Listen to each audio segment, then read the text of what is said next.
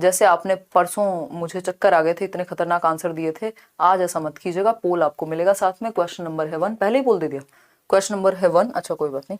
Question number है 1, विच of the following statement is correct about the process of development of an individual. अलग अलग subject के भी हम प्रीवियस ईयर क्वेश्चंस करेंगे जल्दी ही, है ना। पेपर आपका दिसंबर में ही होगा। निम्नलिखित में से कौन सा कथन व्यक्ति के विकास की प्रक्रिया के बारे में सही है, यानी प्रोसेस ऑफ डेवलपमेंट के बारे में कौन सी एक बात राइट है, सही है, बताइए फटाफट से।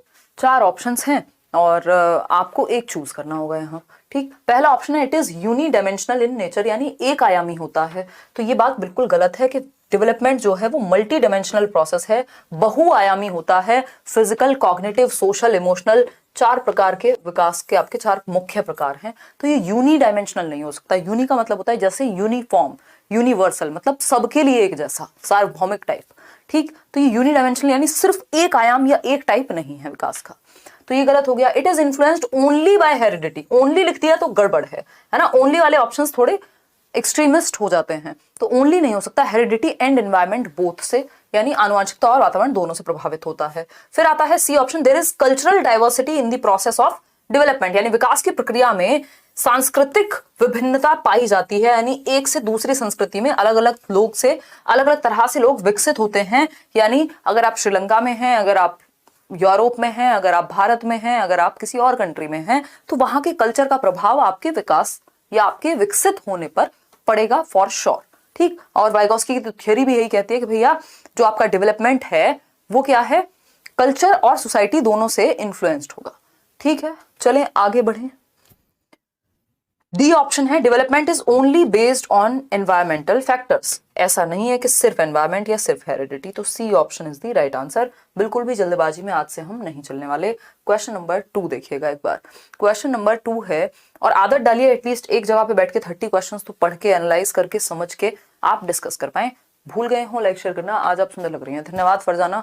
वैसे तो मैं गई थी इंटरव्यू डिस्कशन के लिए, मूड है ना।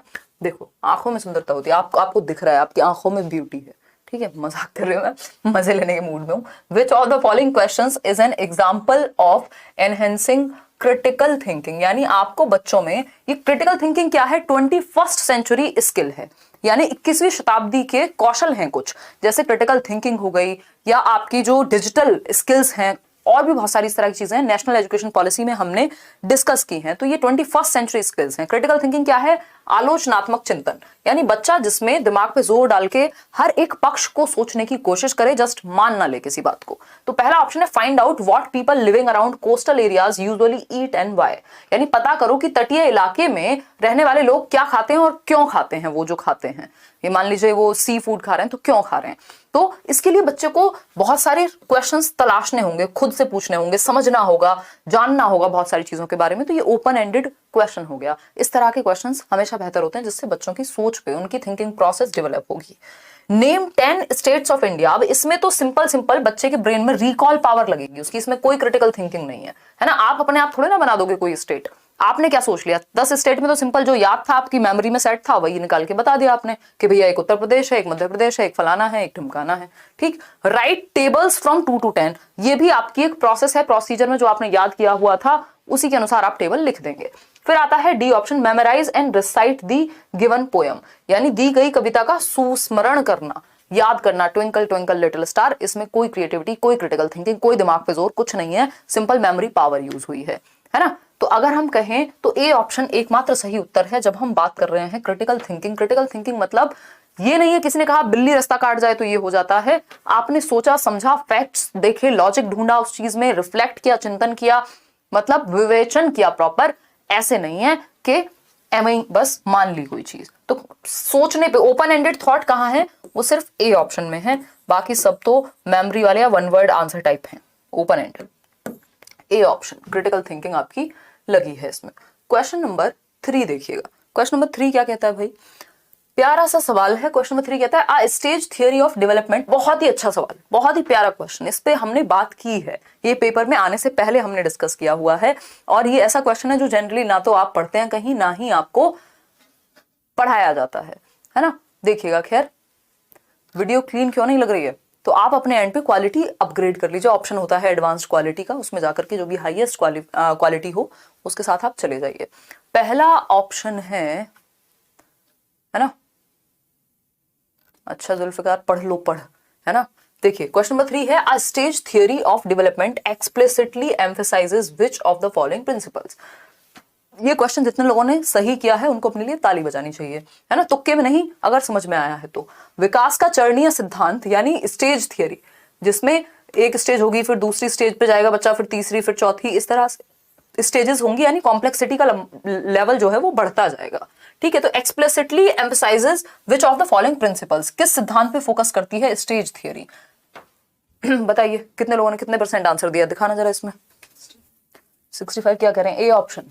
कहाँ है आपके लिए थोड़ा बहुत पानी, जिसको हम चुल्लू भर कहते थे, हैं, देख सकते हो आप इसको, है ना, पीना नहीं है ये, इसमें जंप करना है, मजाक कर रही हूँ। देखो कोई भी बात का बुरा नहीं मानेगा, है ना। देखिएगा, अगर हम कहें कॉन्टिन्यूटी की, तो यार स्टेज थियरी वाले कॉन्टिन्यूअस नहीं मानते डेवलपमेंट को। अगर हम पियाजे की बात करें तो वो एक स्टेज थियरिस्ट हैं, जो ये मानते हैं कि एक स्टेज में, मान लीजिए उनका SPCF, ये पियाजे की स्टेज है, sensory motor, pre operational, concrete operational और फॉर्मल ऑपरेशनल। ठीक, तो सेंसरी में इतना डेवलपमेंट हुआ, फिर आगे जाएगा बच्चा तो और बेहतर होगा, फिर और बेहतर होगा, फिर फोर्थ में और बेहतर होगा, यानी ये डिसकंटिन्यूअस है। इस स्टेज में इतना, फिर इतना, फिर इतना, फिर इतना, मतलब क्या है, स्टेजेस में होगा। तो यानी जो भी स्टेजेस की बात करेगा, याद रखिएगा ये बात, जो भी स्टेजेस में डेवलपमेंट की बात करेगा वो डेवलपमेंट को डिसकंटिन्यूअस मानेगा। अगर वो कॉन्टिन्यूअस मानता तो वो स्टेज की बात ही नहीं करता, जैसे कि वाइगॉस्की।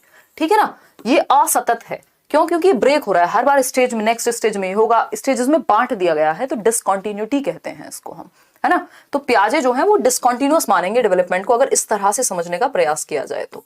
ठीक है ना, लेकिन अगर हम वाइगॉस्की की बात करें तो ना तो उन्होंने कोई एज दी है किसी एक पर्टिकुलर कि भैया लॉजिक इस एज में आएगा या इस स्टेज में आएगा, उन्होंने कुछ नहीं कहा ऐसा, है ना तो एज ना तो स्टेज, उन्होंने कहा डेवलपमेंट क्या है, कॉन्टिन्यूअस है भैया, जैसा माहौल मिलेगा, जैसा समाज, जैसी संस्कृति, वैसा विकास, सतत विकास की बात कौन कर रहे हैं, वाइगॉस्की कर रहे हैं। तो अब आपको ये शायद आइडिया लगा होगा कि कितना गलत जवाब आपने दिया था, बहुत ही खराब जवाब था वो। ठीक है ना, तो अगर हम बात करें तो वाइगॉस्की के अकॉर्डिंग डेवलपमेंट क्या है, कॉन्टिन्यूअस है, लेकिन स्टेज की बात हो रही है, तो स्टेज वाले कॉन्टिन्यूअस नहीं मानेंगे ना। अगर कॉन्टिन्यूअस मानते तो अलग अलग स्टेज में डिवाइड क्यों करते, है ना, अलग अलग स्टेज में बांटते क्यों, अगर निरंतर मानते तो। अनिरंतर मानते हैं तभी तो अलग अलग स्टेज में अलग अलग चीजों को डिवाइड किया हुआ है। विकास की अनिरंतरता का सिद्धांत, B option is the right answer. ताली बजा दीजिए अगर आपने ये क्वेश्चन सही किया था तो समझते हुए। Cultural factors that influence development, stage वाले कल्चर की बात एज सच बहुत ज्यादा नहीं करते। एनवायरमेंटल फैक्टर्स नथिंग, सिंपल बात है, स्टेज मतलब या तो कॉन्टिन्यूअस या डिसकॉन्टिन्यूअस की बात हो रही है, तो B option is the right answer. Question number 4 देखिएगा, ये सब मॉक टेस्ट की फॉर्म में भी मिल जाएंगे आपको करियर लैब पर। Children's engagement with learning in schools is influenced by which of the following factors, यानी बच्चों का जो एंगेजमेंट है, जो उनका जुड़ाव है, वो स्कूल में सीखने को लेकर के वो किससे इन्फ्लुएंस होता है, यानी जो बच्चे स्कूल में सीख रहे हैं वो किससे इन्फ्लुएंस्ड होगा। फटाफट से बताएंगे आप लाइक शेयर करते हुए। पहला ऑप्शन है सोशलाइजेशन बाय द फैमिली, यानी परिवार में जो समाजीकरण हुआ है उससे प्रभावित होगा, बिल्कुल प्रभावित होगा, है ना। पीयर रिलेशंस, जैसा वो अपने साथी समूह में रहता है वो चीजें प्रभावित करेंगी सीखने में, बिल्कुल करेंगी भाई। लर्निंग को तो ऑलमोस्ट हर चीज प्रभावित करती है, ये मान लो आप, है ना। कल्चरल वैल्यूज, जो आपकी संस्कृति है, हाँ, जिस संस्कृति जिस समाज में आप रहते हैं वो चीज आपकी लर्निंग को प्रभावित करेगी। Self esteem of the children, यानी वो अपने आप में उनका कितना विश्वास है, अपनी क्षमताओं में उनका कितना विश्वास है, ये चीज भी लर्निंग को अफेक्ट करती है। यानी मैं ये कहूंगी कि आप अगर ये मानते हैं कि आप सीख सकते हैं तो आप बेहतर सीखेंगे, यानी लर्निंग को प्रभावित कर दिया। अगर आपने पहले ही मान लिया कि मेरे से नहीं होगा, तो आपकी अगर सेल्फ एस्टीम कमजोर है, आप अपने आप को कम समझ रहे हैं, आपको विश्वास नहीं है अपने ऊपर, तो लर्निंग भी उसी तरह से आपकी डिस्टर्ब रहेगी। तो ये चारों ही फैक्टर्स जो हैं सी ऑप्शन तक यहाँ सही है। इतनी बात क्लियर है या कोई और समस्या है? अगर है तो बता दीजिए, और नहीं है तो भी बता दीजिए। ठीक है जी, इतनी बात क्लियर होगी मेरे ख्याल में सभी को। चलिए आगे बढ़ते हैं। क्वेश्चन नंबर 5 देखेंगे अब। अकॉर्डिंग टू जीन पियाजे, children in preoperational stage of development are able to do, यानी प्री ऑपरेशनल यानी पूर्व संक्रियात्मक अवस्था के जो बच्चे हैं वो क्या कर सकते हैं एज पर पियाजे, बताइए मतलब उनमें क्या करने की क्षमता होती है as per gene पियाजे pre operational में। क्षमता पूछा, ये नहीं पूछा किस चीज में लैक करेंगे। क्वेश्चन को ध्यान से पढ़ना है, आपका 50% काम क्वेश्चन पढ़ने पे ही खत्म हो जाता है ना। तो रिवर्सिबल थिंकिंग, भैया रिवर्सिबल थिंकिंग आती है 7 से 11 कॉन्क्रीट ऑपरेशनल मूर्त संक्रियात्मक में आती है। मेक बिलीव प्ले, ये बात बिल्कुल सही है कि जो डॉक्टर खेलना है, प्रतीकात्मक जो खेल है ना, कि मान लीजिए उनको अगर एक रिमोट को भी फोन की तरह यूज करना है तो मेक बिलीव प्ले यहां होता है ना। एक पैरेलल प्ले नाम की भी चीज होती है, बच्चे अलग अलग बैठ के खेल रहे हैं। हायरार्किकल क्लासिफिकेशन, क्लासिफिकेशन आपका 7 से 11 में आएगा, कंजर्वेशन 7 से 11 में आएगा, ठीक है ना। तो बी ऑप्शन यानी प्रतीकात्मक खेल जो है ये आपके प्री ऑपरेशनल में आ जाते हैं, ठीक है ना, इसीलिए प्ले स्टेज भी है। ये क्वेश्चन नंबर 6 देखिएगा, क्वेश्चन नंबर 6 देखिएगा एक बार। ये कहता है young child can engage in symbolic play, यानी एक छोटा बच्चा है जो सिंबॉलिक प्ले यानी प्रतीकों से समझता है चीजों को, प्रतीकात्मक खेल। ए फॉर एप्पल, ये प्रतीक है, मैंने पता नहीं कौन सा एप्पल बना दिया खैर मैंने, बट आप समझ जाइएगा कि ये एप्पल ही है ना। आपको ऐसा ही मानना है कि एप्पल है। मैं थोड़ी सी थकी हुई हूँ तो वैसे ही मेरी ड्राइंग बहुत ही प्यारी है, आज थोड़ी और प्यारी लग सकती है आपको, है ना।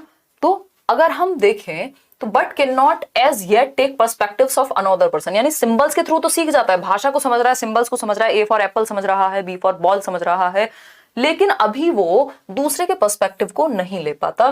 Can not take others perspective of another person and because easily upset by events he she cannot control। तो उसको लगता है कि अगर मुझे ये कार्टून पसंद है, मुझे ये शो पसंद है, तो मेरी मम्मी को क्यों नहीं, मेरे भाई को क्यों नहीं, वो लड़ने लग जाएगा, अरे ये तो मेरा फेवरेट कार्टून कैरेक्टर है, आप शिनचैन के बारे में ऐसे कैसे बोल सकते हो, है ना। तो चाहे शिनचैन एक नंबर का निकम्मा बच्चा हो, लेकिन फिर भी ठीक है ना, तो हम ये कहेंगे कि शी कैन नॉट कंट्रोल। वैसे बच्चे भगवान का रूप होते हैं पेडागोजी में, है ना, बट कुछ होते हैं शिनचैन जैसे भी। देखिएगा एक बार, ऐसे बच्चों को आप एंगेजिंग एक्टिविटीज में इन्वॉल्व कर सकते हैं, इनमें दिमाग थोड़ा ज्यादा जिनका चंचल होता है। तो he she can not control क्या, which of the following stages of पियाजे, भैया सिंपल बात है, दूसरे का पर्सपेक्टिव ना लेना, यानी बच्चा है क्या, ईगो सेंट्रिक, यानी अहम केंद्रित है वो भी। और ये किस स्टेज की विशेषता है, सिंबॉलिक प्ले भी कहा जाता है प्री ऑपरेशनल में, और बच्चा ईगो सेंट्रिक होता है 2 से 7 वर्ष में। पूर्व संक्रियात्मक, बिल्कुल लड्डू क्वेश्चन है ये तो आप सोते सोते नींद में बता देंगे। क्वेश्चन नंबर 7 देखिएगा, कोहलबर्ग के बारे में प्यारी प्यारी बातें लिखी हैं, आपको पढ़ के पहचानना है कि हमारे कोहलबर्ग क्या कहना चाहते हैं। Kohlberg's model of moral development has which of the following characteristics, यानी जो कोहलबर्ग का नैतिक विकास का सिद्धांत है, मॉडल है, उसकी विशेषता कौन सी है 4 ऑप्शंस में से। पहला ऑप्शन है stages of moral development are universal in nature, यानी सार्वभौमिक है। इंडिया के बच्चे के लिए भी मॉरल डेवलपमेंट की पहली स्टेज जो है या पहला लेवल जो है वो क्या होगा, प्री कन्वेंशनल होगा या पनिशमेंट एंड ओबीडियंस होगा। चाहे अमेरिका का बच्चा हो उसके लिए भी सेम होगा, चाहे वो कजाकिस्तान का बच्चा हो उसके लिए भी सेम होगा। दैट मीन्स कि यूनिवर्सल है नेचर में, यानी सार्वभौमिक है, सभी के लिए एक जैसी है। बिल्कुल सही बात है, कोई दिक्कत नहीं है ना, बिल्कुल सही बात लग रही है कि स्टेजेस सबके लिए एक जैसी हैं, ठीक सही है। फिर भी बाकी ऑप्शंस पढ़ेंगे। There is continuity in development of moral thinking, ऐसी कॉन्टिन्यूटी और डिसकॉन्टिन्यूटी की कोई बात नहीं, लेकिन जिसने स्टेज दी है वो कॉन्टिन्यूटी की बात थोड़ी ना करेगा। फिर आएंगे moral development is not an orderly process, भैया ऑर्डरली है सिर्फ एनवायरमेंट पे, it is entirely dependent on environmental factors, ऐसा भी नहीं है कि ये क्या है, एक ऑर्डर में नहीं चलती, सीक्वेंस में चलती है, और हेरिडिटी का कोई प्रभाव नहीं पड़ता, ये तो हम कह ही नहीं सकते। Moral development is dependent primarily on cultural values, ये भी हम नहीं कह सकते, है ना, क्योंकि इससे बेहतर ऑप्शन हमारे पास ए अवेलेबल है। ठीक, सिर्फ कल्चरल वैल्यूज पे डिपेंड करेगा ये नहीं कह सकते, वैल्यूज तो हमारे यहाँ भी बहुत सारी हैं, है ना। हम अगर भारत की बात करें तो कल्चरल वैल्यूज, सांस्कृतिक मूल्य हमारे बहुत सारे हैं, हम झूठ ना बोले, हम ये ना करें, हम वो ना करें, बट कर तो बहुत सारे लोग सब कुछ रहे हैं, ठीक है ना। तो अगर हम बात करें क्वेश्चन नंबर 8 की, अकॉर्डिंग टू लेव वाइगॉस्की, यानी वाइगॉस्की के अनुसार जोन ऑफ प्रॉक्सिमल डेवलपमेंट यानी संभावित विकास का क्षेत्र ZPD, ठीक है, वाइगॉस्की के अनुसार संभावित विकास का क्षेत्र यानी वो दायरा जहां बच्चा सीख सकता है चीजें। तो पहला ऑप्शन है अध्यापन समीपस्थ विकास का क्षेत्र इस्तेमाल करना चाहिए, यूज किया जाना चाहिए टीचिंग एंड असेसमेंट के लिए, यानी बच्चे को सिखाने के लिए और उसका आकलन करने के लिए, सही बात है। बी ऑप्शन है टीचिंग ओनली, यानी सिर्फ पढ़ाने के लिए, नहीं ऐसा नहीं है, असेसमेंट के लिए नहीं, फ्लूइड इंटेलिजेंस का तो यहाँ कोई मतलब ही नहीं था, तो पढ़ाने और आकलन के लिए यानी अध्यापन और मूल्यांकन के लिए कि कितना सीख लिया है, कहां तक पहुंच सकता है उस दायरे में, इन सब की बात वाइगॉस्की करेंगे। आगे बढ़ेंगे क्वेश्चन नंबर 9 पर। क्वेश्चन नंबर 9 क्या कहता है, देखेंगे एक बार। A teacher gives a half done example to child while teaching a particular concept, यानी एक कॉन्सेप्ट को पढ़ाते समय टीचर ने हाफ डन एग्जाम्पल यानी हाफ सॉल्व, आधी समस्या सॉल्व की है। मान लीजिए 8 स्टेप थे तो 4 स्टेप या शुरू का एक स्टेप या शुरू की एक लाइन बता दी है बच्चे को आंसर लिखते समय। According to Lev Vygotsky's which of the following strategies is the teacher using, यानी मदद करना, कैसी मदद, पूरा नहीं सॉल्व किया है, हाफ सॉल्व किया है, यानी स्कैप फोल्डिंग होगा। टेम्परेरी हेल्प कहते हैं, जहां बच्चा अटके वहां उसको हेल्प देना। मचान या पाड़ कहलाता है, जब आप साइकिल चलाना सीखते थे पीछे से कोई पकड़ता था और छोड़ देता था, सिर्फ तब तक पकड़ता था जब तक आप खुद नहीं चला ले रहे हैं, तो उसको हम क्या कहते हैं, उसको हम कहते हैं स्कैप फोल्डिंग। ठीक है जी, आगे बढ़ेंगे, नेक्स्ट क्वेश्चन पे जाएंगे। इसको कोई कंडीशनिंग या कुछ नहीं कहेंगे। क्वेश्चन नंबर 10 देखिएगा एक बार। क्वेश्चन नंबर 10 कहता है, पोल में जवाब दीजिएगा। The classroom environment of progressive classroom, progressive classroom याद कीजिए, जॉन डुई याद आ रहे होंगे। Will not have which of the following, यानी प्रोग्रेसिव क्लासरूम है, दैट मीन्स चाइल्ड सेंटर्ड होगा, बच्चे को सेंटर में रखा जाएगा, बच्चा केंद्र में है, बच्चे के अकॉर्डिंग एक्टिविटीज प्लान की जाएंगी। John dewy learning by doing, lab schools याद कर लीजिए। तो जो बच्चे के हित में नहीं है वही नॉट होगा, यहाँ पे वही गलत होगा। Involvement of children in decision making, ये तो सही है बट हमें गलत ढूंढना है।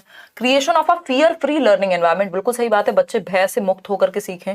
असेसिंग इंडिविजुअल डिफरेंसेस, हाँ बच्चे के भीतर जो क्या है, व्यक्तिगत विभिन्नताएं हैं, यानी अलग अलग बच्चों का इंटरेस्ट, एप्टीट्यूड, एटीट्यूड अलग अलग होगा, वो उस तरह से सीखेंगे। Maintaining external discipline by the teacher, ये बात गलत है, और क्योंकि ये गलत है इसीलिए सही है, क्योंकि पूछा ही गलत है ना। तो अध्यापक द्वारा बाह्य अनुशासन कायम करना, यानी एक्सटर्नली आप इम्पोज कर रहे हो, क्या कर रहे हो, इम्पोज कर रहे हो, थोप रहे हो बच्चे पे अनुशासन को, जबकि डिसिप्लिन कैसा होना चाहिए, एक्सटर्नल ना होकर के सेल्फ डिसिप्लिन, आपको बच्चे में आंतरिक या अंदर से आना चाहिए डिसिप्लिन। ठीक है ना, तो डिसिप्लिन बाहर से इंपोज करके थोपना, एक्सटर्नल डिसिप्लिन को मेंटेन करना सही नहीं है, ये चाइल्ड सेंटर